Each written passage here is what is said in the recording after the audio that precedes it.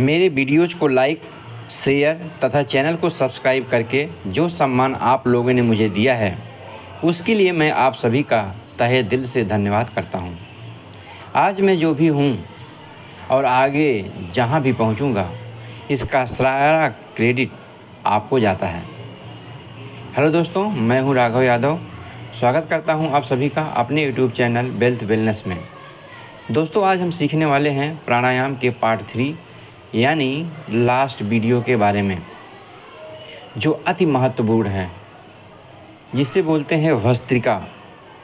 भस्त्रिका प्रमुख यौगिक श्वास तकनीक है जिसे प्राणायाम के अंतर्गत शामिल किया गया है।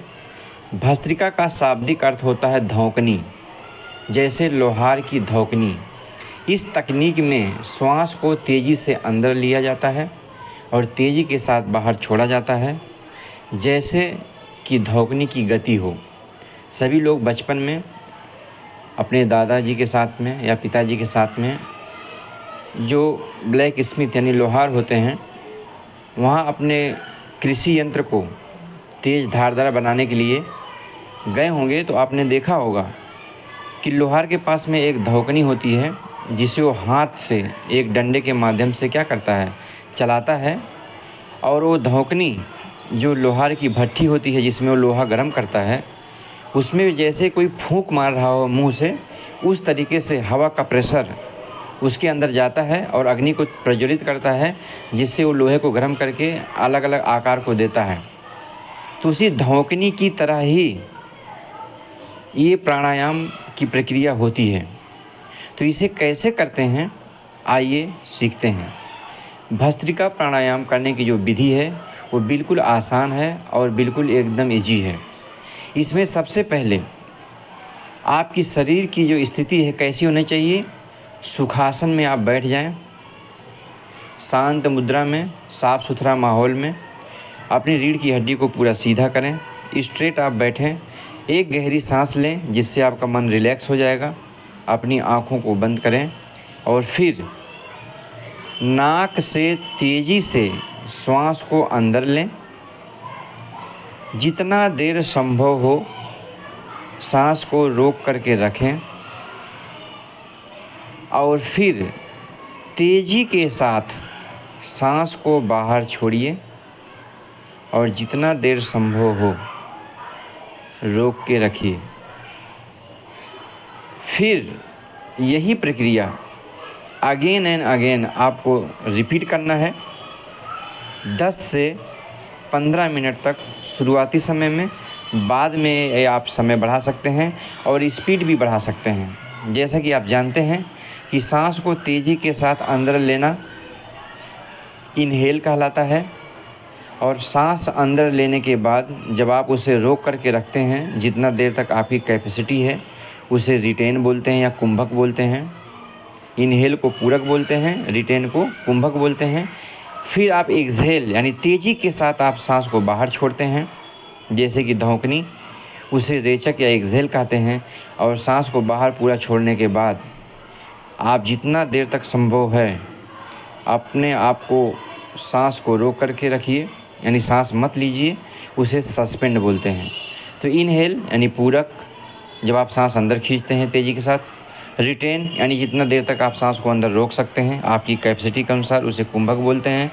एक्सहेल आप नाक के माध्यम से सांस को तेज़ी से बाहर छोड़ते हैं, जिसे एक्सहेल या रेचक कहते हैं।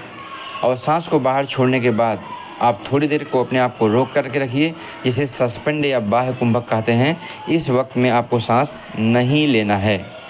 तो ये प्रक्रिया बहुत ही आसान है दोस्तों।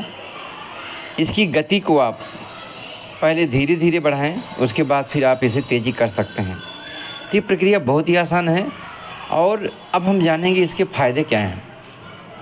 फ़ायदे इसके बहुत सारे हैं, लेकिन कुछ इम्पॉर्टेंट फ़ायदे हम आपको यहाँ डिस्कस करने जा रहे हैं। जिसमें सबसे पहला फ़ायदा है क्योंकि इसमें रिस्पिरेटरी सिस्टम इन्वॉल्व है, इसलिए जो रिस्पिरेटरी सिस्टम में जो श्वसन प्रणाली है ये क्या है, इसको सशक्त या मजबूत बनाता है। जो लंग्स की कैपेसिटी है इसको बढ़ाता है, क्योंकि श्वास के माध्यम से ही ताज़ी हवा आपके शरीर के अंदर जाती है, आपके सेल्स के अंदर पहुंचती है, इसलिए रक्त संचार में सुधार लाता है।